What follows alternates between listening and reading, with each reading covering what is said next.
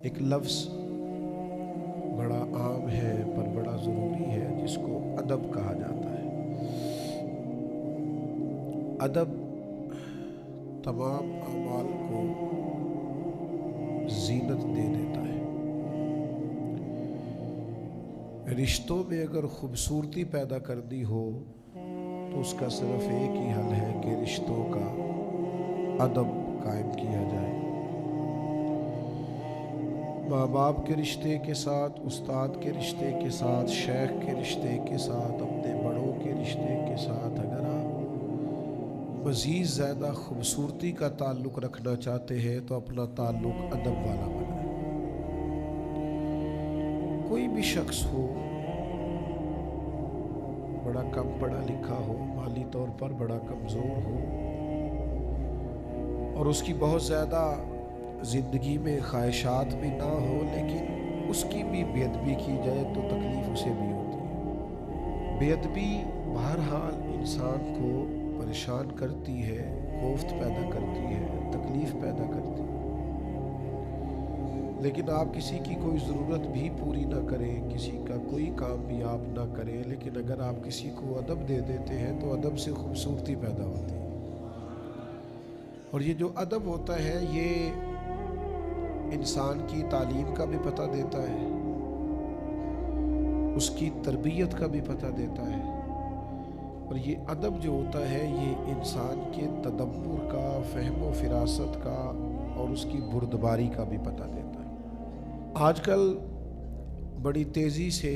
ہم یہ دیکھتے ہیں کہ معاشرے کے اندر گفتگو کرنے کا رواج پیدا ہوا ہے۔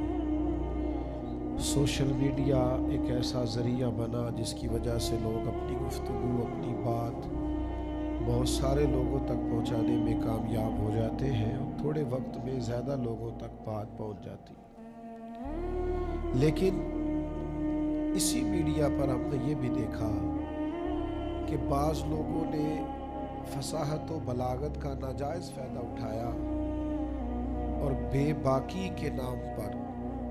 اور اس نام پر کہ میں جناب حق بولتا ہوں اور میرے دل میں جو آتا ہے وہ زبان سے ادا کر دیتا ہوں، اس دعوے کے پیچھے چھپ کے انہوں نے بہت ساری بے ادبیاں شروع کر دی۔ ہمارے بعض سیاسی رہنما بھی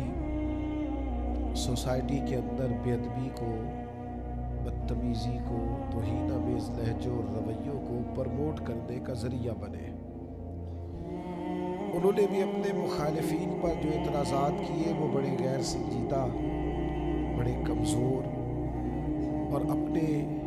وقار سے بڑا نیچے اتر کر انہوں نے وہ سارے معاملات کیے۔ کسی شخص سے اختلاف ہو جانا ایک بہت بڑی بات نہیں، ہو جاتا ہے، اور رائے کا اختلاف تو حسن ہے۔ صرف قبرستان میں اختلاف نہیں ہوتا اس لیے کہ وہاں سب مردے ہوتے ہیں، باقی جب تک لوگ زندہ ہوتے ہیں بہرحال کسی کی رائے بھی کسی کی رائے سے مختلف ہو سکتی، لیکن اس اختلاف رائے میں کبھی بھی بے ادبی کا پہلو پیدا کرنا، سامنے والے کی توہین کرنا، آپ بڑی مضبوط دلیل کے ساتھ اپنا معافی ضمیر بیان کریں، اپنی رائے بیان کریں، اور اپنی رائے پر جو آپ دلائل رکھتے ہیں وہ دلائل آپ بیان کریں، لیکن لہجے کو کبھی آوارہ نہ ہونے دیں، انداز کبھی سطحی نہ اختیار کریں، آپ کی گفتگو میں کبھی کوئی بازاری جملہ نہ آئے۔ آپ بے شک اپنے شدید مخالف کے ساتھ بھی گفتگو کریں، لیکن اس وقت بھی آپ کے مزاج کی شائستگی اور آپ کی طبیعت کا ادب اور آپ نے جو اپنے بزرگوں سے فیض اور تربیت پائی ہے وہ چھلکتی ہوئی دکھائیں۔